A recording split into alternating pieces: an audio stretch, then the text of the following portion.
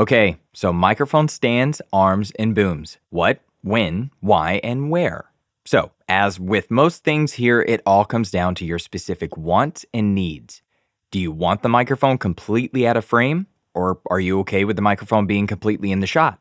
Arms like the Rode PSA-1 and PSA-1 Plus are great because I can move it all around pretty much wherever I want, but then you have desk stands like the Samson MD5 desktop microphone stand, which could be perfectly suitable for you because, as said before, you may not mind having the microphone in the shot and won't need to constantly reposition the mic like you would during a podcast or something like that. But one thing to note about desk stands is that you can't get the microphone as close to the source you're recording as you can with something like a microphone arm, as you'll learn.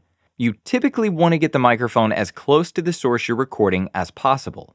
So, these two options are great if you don't mind having the microphone in the shot, but what if you want to keep the microphone out of the shot altogether?